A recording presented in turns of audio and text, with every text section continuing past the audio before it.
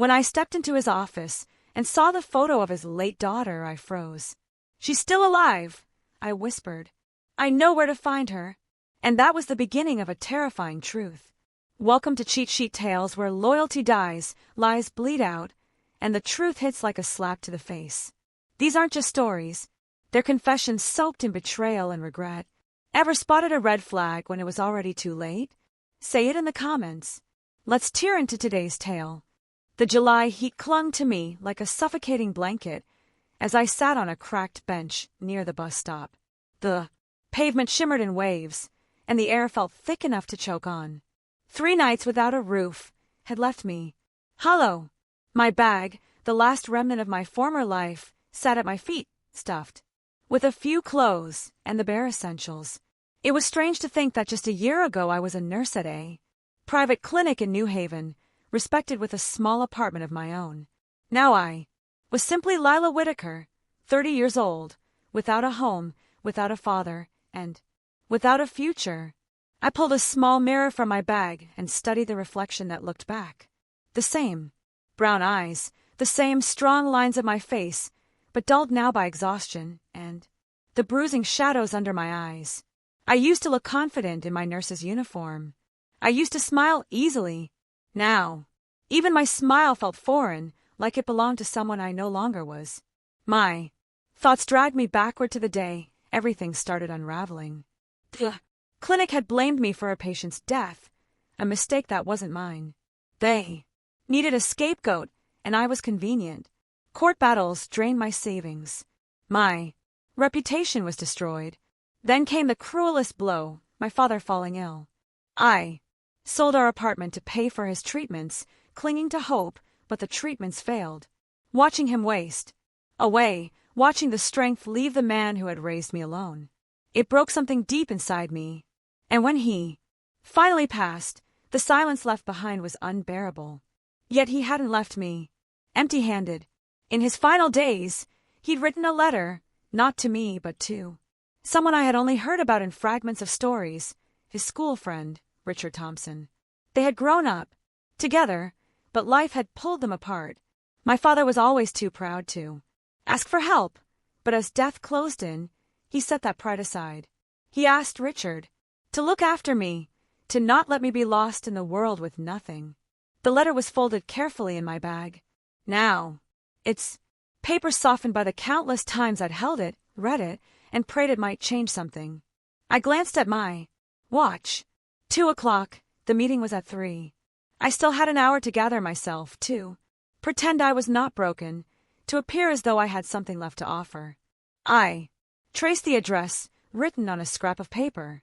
Greenwich, Connecticut, the heart of old wealth, a world I had only glimpsed in passing cars and glossy magazines. It felt impossible that someone like me would step into that world today. But what choice did I have?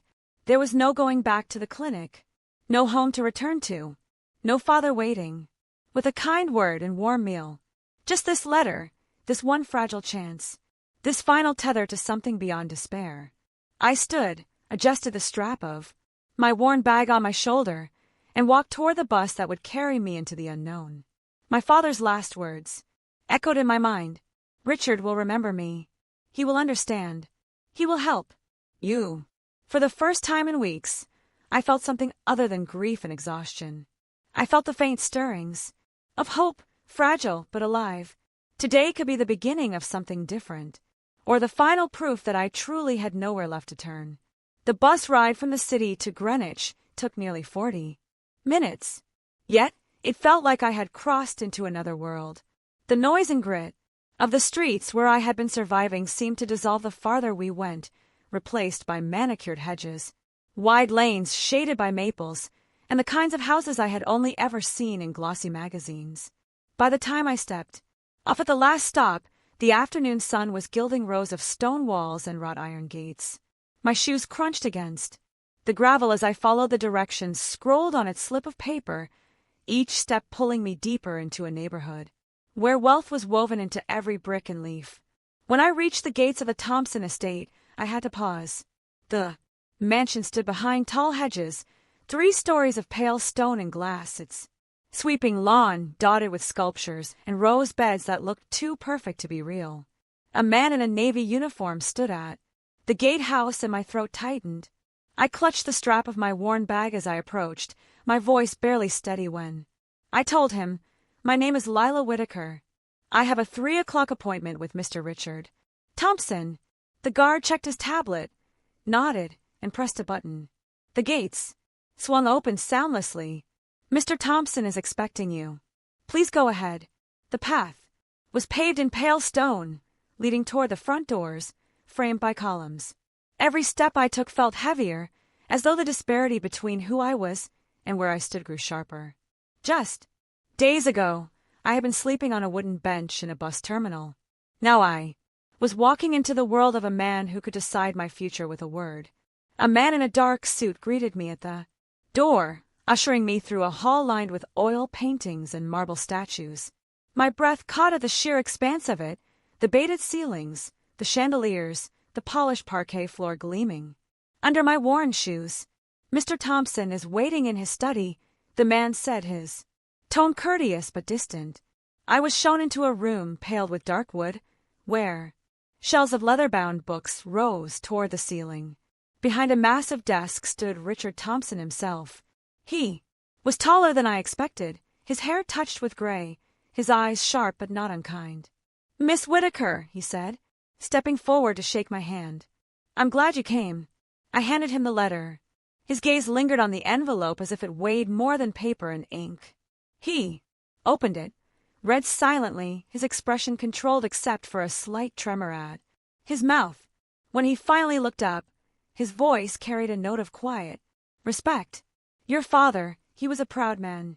I wish I had known of his illness sooner." I told him everything then.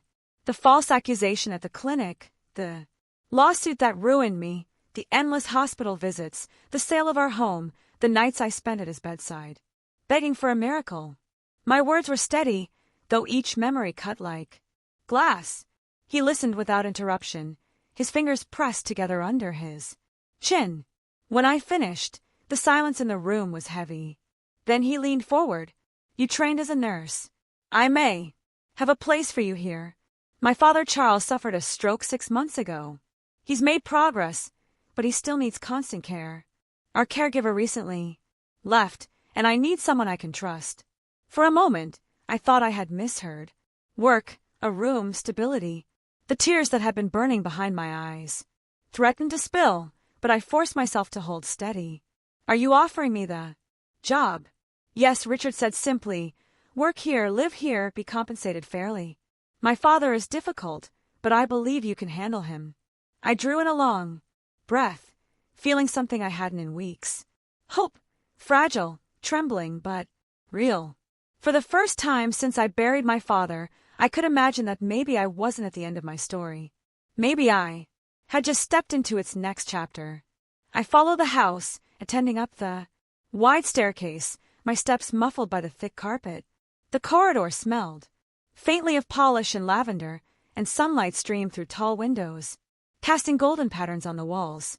He paused outside a set of double doors and knocked gently. From within came a gruff voice, low but firm. "Come in." The study was large, airy, with tall windows that overlooked a garden. By the window sat an elderly man in a high-backed chair, a cane resting against the table beside him. His posture was stiff, his silver hair neatly combed back. But what struck me most were his eyes, sharp, calculating, as if measuring me before I had even spoken a word. This was Charles Thompson. "So," he said, his voice touched with irony, "you're the one they've sent to keep me alive. Another jailer." I forced a smile and stepped forward. "My name is Lila Whitaker. I'm pleased to meet you, Mr. Thompson." He studied me openly, his gaze traveling from my face down to my shoes. Then, unexpectedly, he gave a short laugh. "At least you're not dull to look at." The last one looked like she'd been pickled too long. From behind me, Richard's voice cut in, calm but firm. "Father, enough. Lila is here because she's capable, not for your amusement." Charles only lifted a brow, unconcerned. "We'll see. I've run companies, Lila. I can tell when someone is weak. If you last more than a week, maybe I'll start to believe you're worth the trouble." His words should have stung, but instead, I felt a strange steadiness take hold. "I don't intend to be weak," I said simply. For the first time, something like a smile tugged at the corner of his mouth. "Good. We'll get along then." That evening, I was invited to join them for dinner. The dining room was vast, with a table that could have seated 20, though only 4 places had been set. Richard sat at the head, Charles at his right, and beside him a woman I hadn't yet met. She was tall, with elegant silver hair coiled at her neck, her posture perfectly straight. A string of pearls glimmered at her throat. "This is my Aunt Margaret Thompson," Richard introduced. Margaret's voice carried the lilting resonance of someone who had once commanded an audience. "So you're Lila? Richard tells me you've had a difficult time. Well, this house can be unforgiving, but I hope you'll find it a place of refuge." Her gaze was steady, but not unkind. There was dignity in her every movement, the aura of a woman accustomed to fine theaters and concert halls. I realized, with a start, that she must be the same Margaret Thompson whose name I had seen once on a faded opera poster in a thrift shop. The meal was formal, but not cold. Conversation flowed in measured tones, with Charles occasionally grumbling, but never directing his sharpness at me again. Margaret asked about my nursing background, and I answered cautiously, leaving out the humiliation of the clinic. She nodded as if she understood more than I said.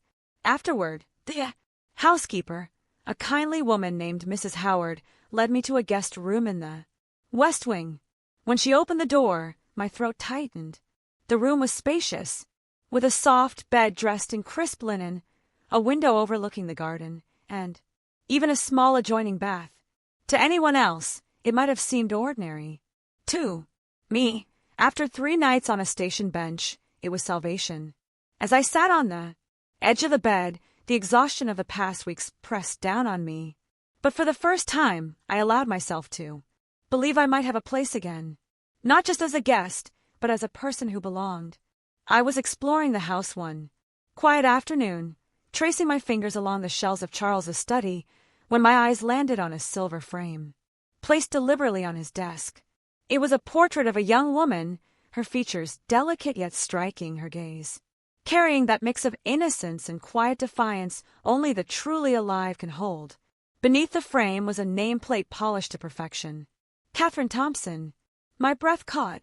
The name echoed through me, colliding with memories I had long buried. Catherine. Katie, Richard's daughter, the girl whose tragic death in a car accident was spoken of in hushed tones, always with a veil of grief. Everyone said she had been taken too young. And Charles, her godfather, had never quite recovered from the loss. But it wasn't just the name that rattled me. It was the face. I leaned closer, my pulse hammering. I knew those eyes. I knew the curve of that jawline, the subtle tilt of her lips. They belonged not only to Catherine Thompson, but to a patient I had once tended to in the dim corridors of the state psychiatric hospital. Her name had been Voila, though she barely answered when spoken to. Her hair was disheveled, her voice fractured, her eyes haunted. Yet beneath the layers of neglect and madness, I had recognized beauty, a spark of something broken, but not extinguished. The resemblance was undeniable. I remember pausing back, then thinking she looked out of place in that sterile gray institution, like a bird with clipped wings shoved into a rusting cage. And now, staring at Catherine's portrait in Charles's home, my memory refused to dismiss the possibility. They were the same. They had to be. A cold chill swept through me, though the study was warm, the fire in the hearth still crackling from the morning. Could it be that Catherine hadn't died at all?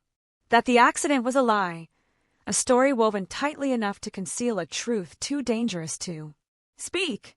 But if she lived, why was she locked away in that asylum under another name? Who had placed her there? And what were they protecting or hiding? I sank into Charles's armchair, the weight of it pressing down on me. This wasn't idle curiosity. It was a thread of fate tugging at my hands, daring me to unravel it. I thought of the nights I had spent at the hospital, the cries of patients echoing through the halls, Nokia's hollow eyes meeting mine. Through the bars of her world, what if she had tried to tell me something then in her fractured murmurs? What if I had missed the chance to save her? The photograph stared back at me as if accusing me of complicity. I knew in that moment I could not let it go. Richard's daughter might still be alive, hidden in plain sight, silenced by those who should have protected her. The thought was unbearable, and yet it filled me with a grim determination. I closed the study door softly behind me, my heart pounding with a secret I dared not yet share. Somewhere out there, beyond the walls of this mansion, Catherine's shadow lingered, and I was going to follow it. No matter where it led, I couldn't sleep that night. The photo of Catherine Thompson haunted me. The same soft jawline, the same eyes that once looked at me blankly from the window of the psychiatric ward. My pulse refused to steady. If Katie had really died in that car crash years ago, then who had I spoken to at the hospital? Who was Kevorkian? At dawn, I sat at the kitchen table with my laptop, the glow of the screen casting pale shadows across the room. I searched everything I could about the accident. Headlines popped up. Tragic fire claims young woman's life. Richard Thompson's daughter dies in car blaze. I clicked through article after article, but the details gnawed at me. The body had been burned beyond recognition. The report said they relied on dental records to confirm the identity. No witnesses, no photos, just fragments of charred metal and smoke. Something about it felt too convenient. I leaned back, rubbing my temples, and memory snapped like a whip. Trembling hands. The thin scar on her left wrist running from palm to forearm. At the time, I assumed it was from self-harm or an accident. But as I scrolled through old pictures of Catherine online, one image made my breath hitch. A candid photo from her college years. Her sleeve had slipped up, revealing the faint outline of a scar in the exact same place. My stomach clenched. This wasn't a coincidence. Driven by a cold urgency, I called the psychiatric hospital where I once worked. The receptionist recognized my name. I'd been on staff during yearbooks. Stay.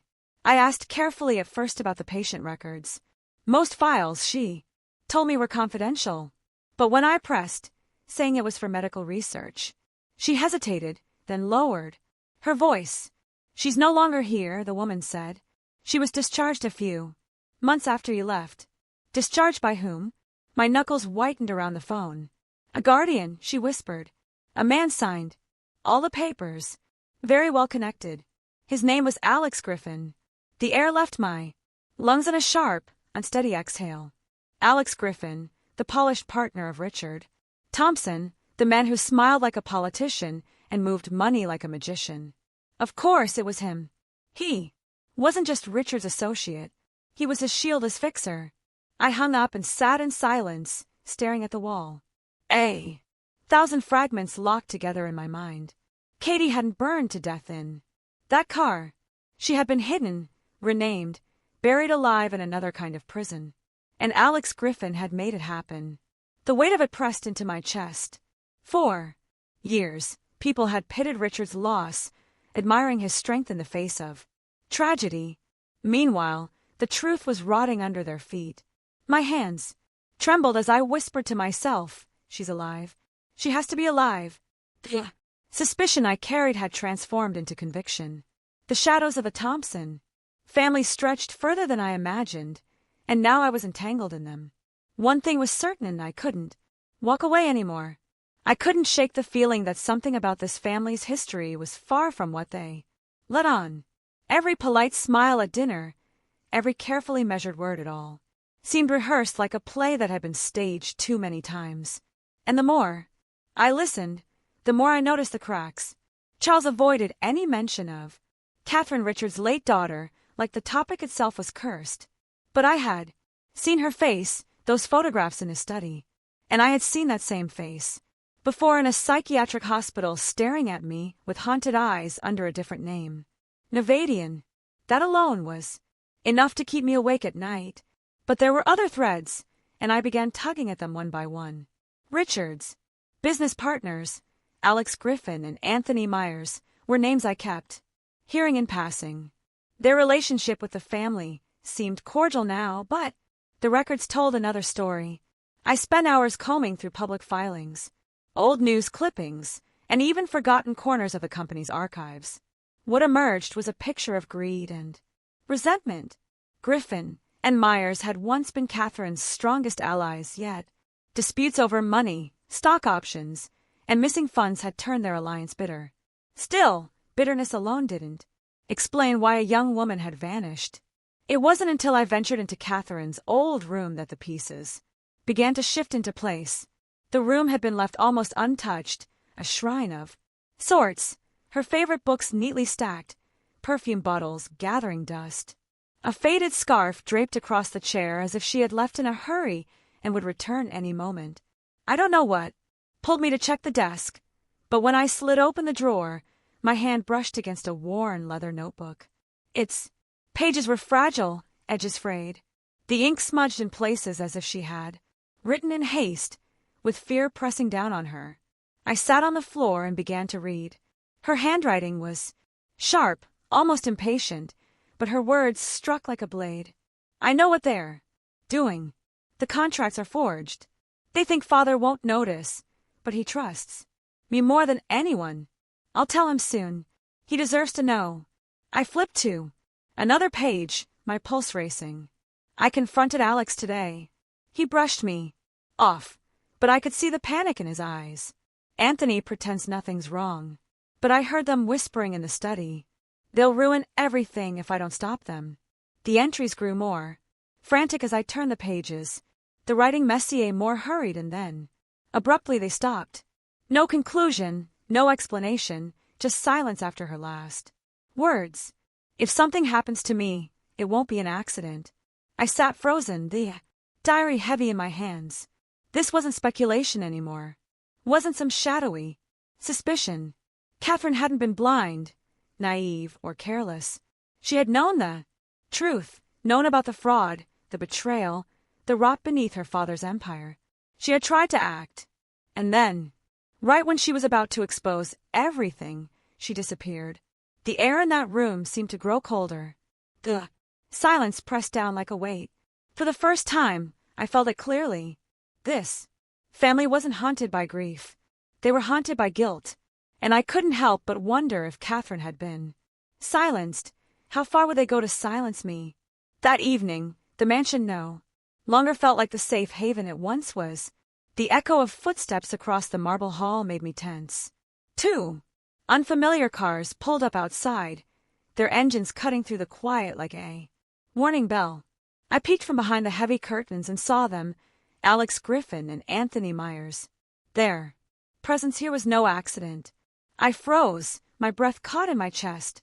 I had seen them before in the sterile corridors of a psychiatric clinic, their sharp voices carrying threats cloaked as negotiations. The memory of that encounter still haunted me, and now here, they were stepping confidently into the Whitmore estate as though they owned it. I slipped deeper into the shadowed corner of the hall, praying they wouldn't catch a glimpse of me. If they recognized me, if they remembered my face from that day, I knew the questions would come, and questions from men like them were not meant to be answered. From a distance, I watched as Richard greeted them in the grand drawing room. His tone was steady, almost cordial, but I caught the stiffness in his shoulders the way his fingers drummed nervously against his glass. They weren't friends. They were sharks circling, waiting for weakness. I pressed my back against the wall, straining to hear. Their voices carried low and deliberate, every word dripping with implication. They spoke of deals left unfinished, numbers that didn't add up, and Catherine, always Catherine her name hung in the air like a ghost neither of them wanted to acknowledge, yet couldn't escape. Then Richard's voice, quieter, weighed down with something heavier than business. She told me once before she disappeared, said she had stumbled on some unusual documents, contracts that didn't make sense. She wanted me to see them. The words slammed into me like a blow. My pulse quickened. That matched exactly what I had read in Catherine's journal just hours earlier. The frantic scrawls, her fear of being watched, the confession that she had discovered financial fraud buried deep in her father's company's partnerships, And now here was Richard unknowingly confirming every word. I gripped the edge of the stairwell, my knuckles white. The pieces were aligning in a way that chilled me. Catherine had been on the brink of exposing them. She had intended to confront her father to bring the truth to light, but before she could, she vanished. Griffin leaned forward, his voice sharp but controlled. Richard, the past is best left buried. She was impulsive. Don't let old stories cloud the future we're building here. Myers said nothing, but the way his eyes narrowed told me enough. There was knowledge there. Knowledge and guilt, hidden behind a polished mask. I remained silent in the dark, heart hammering. I couldn't let them know I was listening. I couldn't let them know I understood.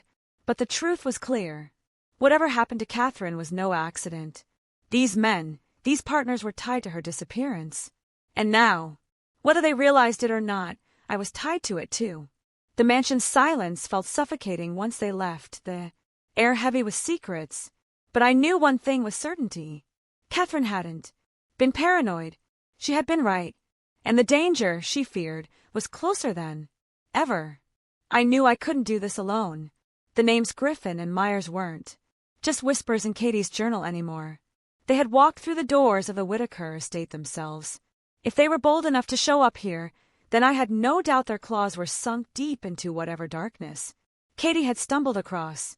And if I was going to fight them, I needed an ally. That's when Marina came to mind. She and I had worked together years ago back at the city hospital. Marina wasn't just a nurse with quick hands. She was sharp, resourceful, and had a memory like a steel trap. If anyone could help me find the missing pieces, it was her. I dialed her number with trembling fingers, praying she'd even remember me after all this time.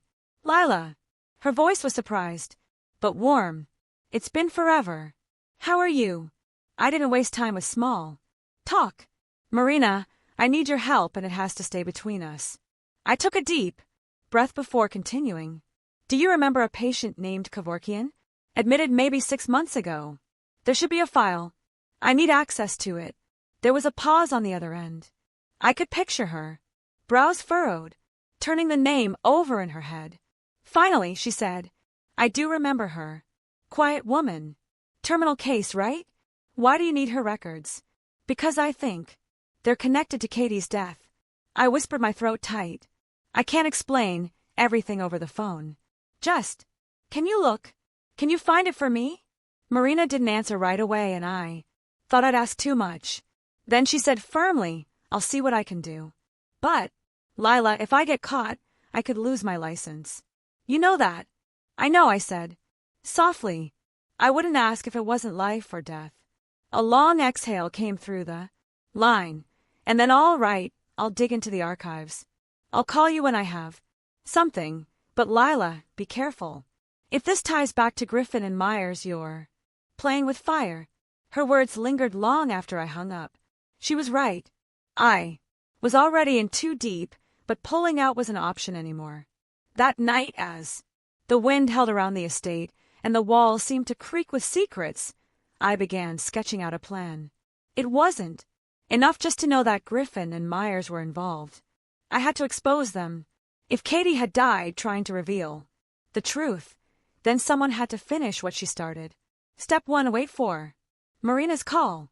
If you do medical records, showed irregularities, falsified signatures, or unexplained treatments, it would be my first thread of evidence. Step 2, track down Katie's trail. Somewhere out there, hidden beneath the lies, was proof that she hadn't simply vanished into the grave they claimed she was in. Step 3, prepare myself for the storm. Because going after Griffin and Myers wasn't just about paperwork or whispers in journals. These men didn't operate in half measures. They were dangerous, and now I was standing in their shadow. I closed Katie's journal and pressed my palm against the worn leather cover. Her words had led me this far. Now it was my turn to act. The pieces were moving, and I had just chosen my side. And though my chest was tight with fear, a spark of resolve burned brighter than ever. Whatever lay ahead, I wasn't going back down. I couldn't shake the feeling that the walls around me were shrinking. Griffin and Myers were showing up at the house. More often, strutting through the halls as if they owned them. They never said much to me directly, but the way their eyes lingered, cold, watchful, sent a chill down my spine every time. Their presence wasn't casual. It was deliberate, a silent reminder that I was stepping into territory where I didn't belong. One evening, Charles closed the study door behind him and leaned heavily against the desk. His voice was low, almost a whisper. "There's something you need to know about Katie," he said, his gaze fixed on the fire. My heart skipped. She argued with Griffin the week before the crash. It wasn't a small fight. She accused him of pushing her into a deal she didn't want. She threatened to walk away from the contract entirely. I felt my breath catch, and then the accident happened. He nodded slowly, his expression grim. Griffin claimed it was a misunderstanding, but Katie wouldn't have driven on that road, not in the middle of the night. She hated that stretch. Too narrow, too many blind curves. She avoided it unless she had no choice. The implication hit me like a blow. I had been dancing around the idea, but hearing Charles say it out loud made it real. Katie's accident might not have been an accident at all. After that conversation, I started noticing things I had brushed off before. A car idling at the end of the driveway longer than it should. Footsteps echoing on the porch when no one came to the door. The faint sense that eyes were on me even when I was alone in the kitchen, the blinds half drawn. At night, I lay awake listening to every creak of the old house, every shift of wind against the shutters. My rational mind told me I was being paranoid, but instinct whispered otherwise. Paranoia didn't explain the shadow I caught in the reflection of the living room window. It didn't explain the way Griffin's smile lingered too. Long, sharp at the edges when our eyes met. Marina had promised to get me the files. I clung to that hope like a lifeline. But hope came with risk. If Griffin and Myers discovered what I was doing, I wouldn't just be putting myself in danger. I'd be dragging Charles into it too. One afternoon, while walking through the garden, I heard the crunch of gravel behind me. I turned, but no one was there. My pulse hammered in my ears. Somewhere deep inside, I knew I wasn't just imagining it. Someone was watching. And for the first time since this all began, the fear was no longer distant. It was here in the air I breathed, tightening around me like a noose. The more I read, the more I realized Catherine had left breadcrumbs, small, careful notes that now painted a much darker picture. The diary pages were fragile under my fingertips, the ink faint, but still sharp enough to pierce through decades of silence. She had written about meetings with Griffin and Myers, about contracts that were supposed to benefit the family, but instead bled the estate dry. The entries mirrored everything Charles had confessed to me, down to the very day Catherine had argued with Griffin before. The accident, the alignment between their stories was too precise to be coincidence. One passage made my stomach twist. If I push harder, they will make me disappear. I know what they are capable of. I stared at the line until the words blurred. She had known. Catherine hadn't been naive. She had been cornered, isolated, and silenced.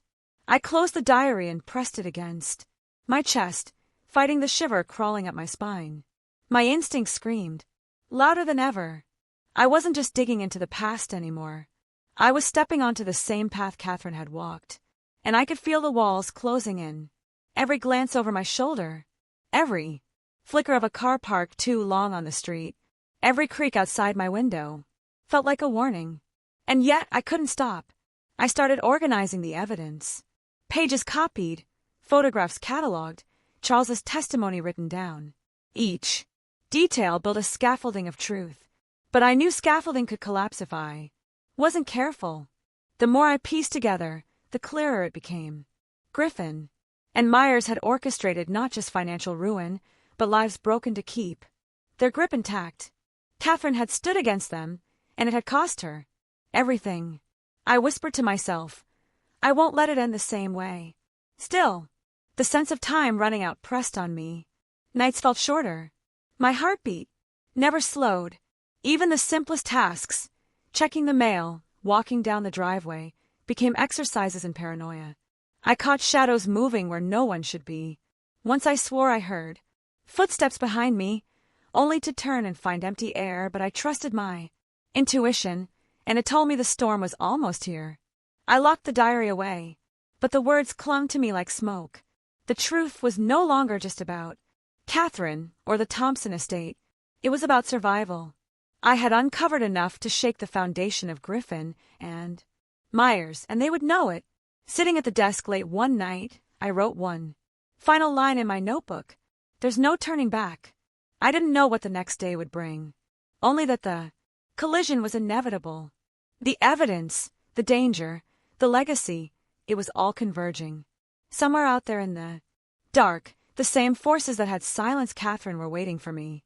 And yet, instead of fear, a strange calm settled in. The pieces were aligning, and destiny was moving forward. I felt it in my bones. The truth was about to erupt. And when it did, the fate of the Thompson family and my own life would be forever altered.